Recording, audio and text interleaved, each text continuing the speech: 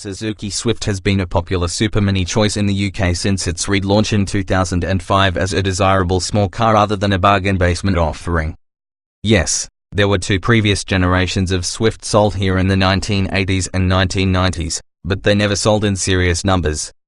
With its cheeky styling, a sporty driving experience and keen prices, the Swift picked up a strong following that continued with the 2011 car, and which Suzuki hopes continues with this iteration. There's a lot riding on the 5th generation Swift as it promises to combine the charm of the original with a dash of sophisticated styling and technology. Suzuki now has 3 cars in the smallest car sectors, with the Baleno and Ignis sharing showroom space with the Swift, and it hopes this is more than enough choice to see off rivals, such as the Ford Fiesta, Skoda Fabia and Vauxhall Corsa. Greater efficiency, more style. Suzuki says that it's a sportier driving option than the more mainstream supermini opposition. The signs are good even before you drive it. It's 10mm shorter, lower, roomier inside and 120 kilograms lighter than its predecessor, while its styling is funkier, too, with more sculpted flags, LED front and rear lights, and a more stylized front grille. There are 2 engines on offer, the 1.2-litre 4-cylinder Dualjet entry-level car, and the innovative 111 horsepower 3-cylinder 1.0-litre Boosterjet version.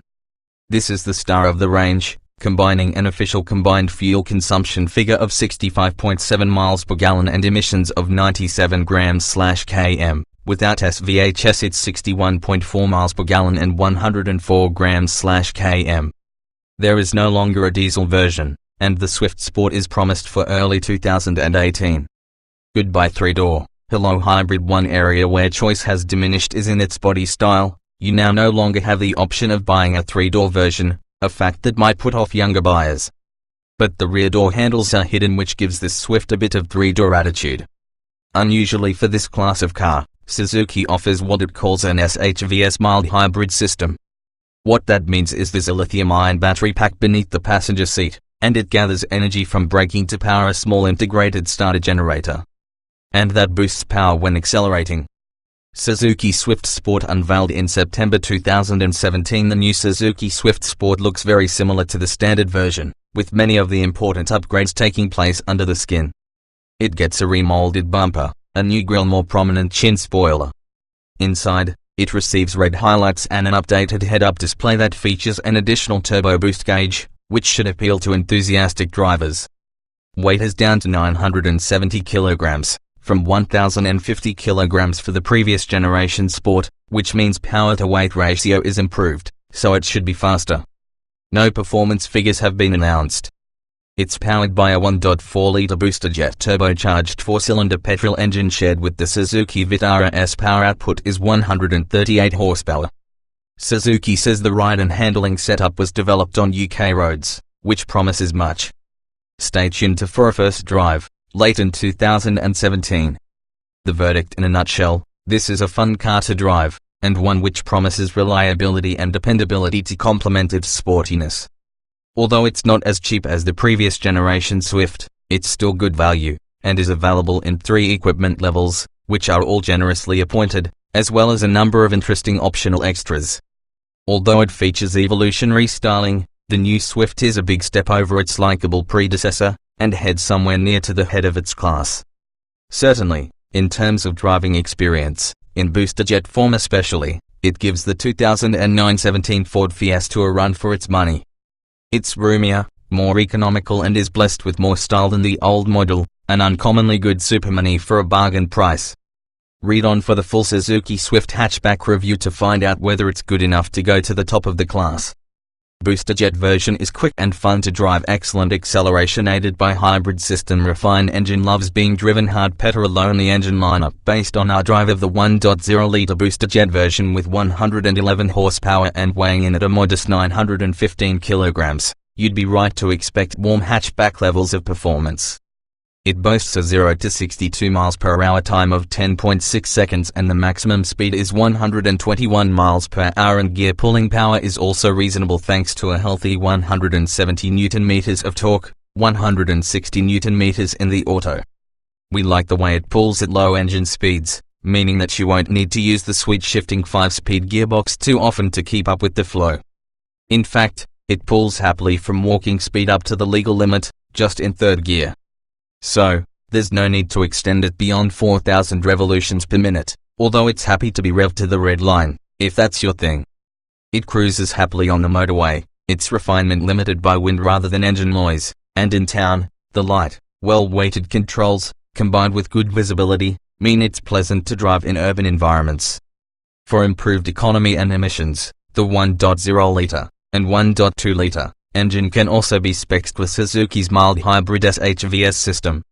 This uses electrical power to assist the Swift when pulling away, gaining charge when the vehicle brakes.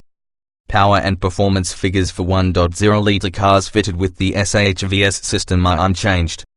1.2-litre Dualjet feels down on power. The cheapest engine in the Swift's lineup, the 1.2 Dualjet, feels noticeably slower than the pricier 1.0-litre. There's just about enough go for driving in and around the city, but venture out onto motorways or hilly A-roads and the 90-horsepower engine really begins to struggle. Acceleration to 62 miles per hour takes 11.9 seconds in the front-wheel drive version and 12.6 in the four-wheel drive car. But both feel slower than these figures suggest. And because there's such a dearth of meaningful oomph, the engine and gearbox have to be worked exceptionally hard, bringing fuel economy down significantly. The four-wheel drive system adds noticeable weight, too, so only spec it if absolutely necessary. Urgent feeling auto gearbox. The 6-speed automatic gearbox, only available on 1.0-litre Boosterjet models, is impressively responsive, and delivers smooth well-timed changes at normal speed. However, take it onto a faster road and it begins to struggle. Should you want to accelerate forward while traveling at speed, the gearbox requires a hurried feeling change down, often to elicit any real movement, creating a frustrating experience as the transmission constantly flicks between gears. On the plus side, 0 to 62 miles per hour drops from 10.6 to 10 seconds flat, even if top speed drops 3 miles per hour from 121 miles per hour to 118 miles per hour. Suzuki says it's sporty. We say it's responsive. Accurate steering and tidy cornering on offer. Despite sportiness, it's not uncomfortable on poor roads. Overall, the Swift meets Suzuki's promise of a sporty drive. It's good, and up among the best cars in its class. It's not quite as good as the Ford Fiesta, but certainly not far off, lacking a little of its rival's go-kart feel. Despite being biased for handling, the ride quality is more than acceptable, with only the deepest potholes and road ruts causing problems on a spirited drive. Damping is supple, rounding off the worst of the edges, while overall cornering is of the agile variety. The steering is noteworthy for its quick rack and lightness, although like nearly all the competitive set, you trade off road feel for overall weight and accuracy. Solidly made, but some materials lacking in quality. Good driving position and visibility. Old school infotainment system is the biggest letdown. Build quality is typically Suzuki, good, but not quite the best in terms of material feel. It's functional, if not quite as stylish as some rivals. It's also tightly screwed together, and you know it will feel that way for years to come. That said, the driving position is good, and control layout is simple and effective. The heating and ventilation system is operated by simple centrally mounted knobs, and all of the rest of the control set is utterly conventional in its positioning. The switchgear has a nice, chunky action, and feels well engineered. Finally, a word about the infotainment system. Although it's well featured, the screen is small, the touch screen a tad unresponsive, and clunky in its response. It feels a bit aftermarket, and compared with the slick systems offered by its rivals, it's hard not to conclude it's disappointing. Seats are supportive and have a good range of adjustments. Although it's sporty in the Benz, ride quality is acceptable. Refined engine promises hushed cruising. Ride quality is above average in the small car class. Potholes and road ruts do upset the car's overall demeanor on rough roads, but it's better than the Vauxhall Corsa and Ford Fiesta in this respect, with only the super comfortable Citroën C3 showing the Swift a clean pair of heels. The suspension feels in tune with the entire car, meaning larger bumps are dealt with reasonably well even if a noticeable thud is transmitted through to the cabin. The overall effect is a stable, tie-down feel which manages to balance comfort and handling with aplomb. Road and wind noise is certainly apparent at speed, and does mean the Swift is overshadowed by many of its more refined rivals in this respect. Impressive standard kit across all trim levels. Top spec SZ5 car gets comprehensive equipment list. No optional equipment available on the Swift. The Swift impresses on the equipment front, offering a good base spec and exceptional kit levels in the top of the range topping SZ5. Standard Suzuki Swift hatchback equipment included in the base SZ3 spec is all the small car essentials such as aircon, Bluetooth phone connectivity, front electric windows and DAB digital radio. Upgrade to the SZT trim, expected to be the highest selling variant, and goodies such as Apple CarPlay, Android Auto, a rear view camera, 16-inch alloy wheels and front fog lamps are thrown in. Top spec SZ5 is where the vast majority of the fancy equipment comes in, however. Sat-nav, climate control, LED headlamps with high beam assist, adaptive cruise control, keyless entry, start, 16-inch alloy wheels and telescopic steering wheel adjustment are part of the mountain of kit added to the flagship trim level. SZ5 is also the only spec level to feature autonomous emergency braking. Optional Suzuki Swift hatchback accessories. Suzuki deliberately offers the Swift with no extra optional equipment, thus simplifying the buying process. However, customers can take their car to the dealership and order exterior color packs, adding visual additions such as stripes, colored wing mirrors and wheels. These can be bought, fitted to the car and swapped over at will. Not yet crash tested by Euro NCAP, expected to achieve 4 or 5 stars. Autonomous emergency braking only available on top spec. Although the 5th generation Suzuki Swift has yet to be crash tested by the experts at Euro NCAP, the brand expects the small hatchback to score 5 stars when the safety results are announced. While the usual safety kit such as all-round airbags, ABS brakes and electronic stability control is standard across the whole Swift range, autonomous emergency braking is frustratingly restricted to the range-topping SZ5 models.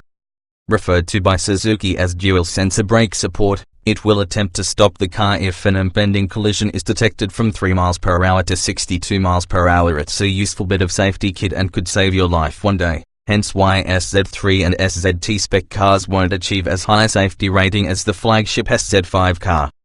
Not that we would recommend it unless it's essential for where you live in Britain, but the Swift's also available with Suzuki's all-grip 4-wheel drive system.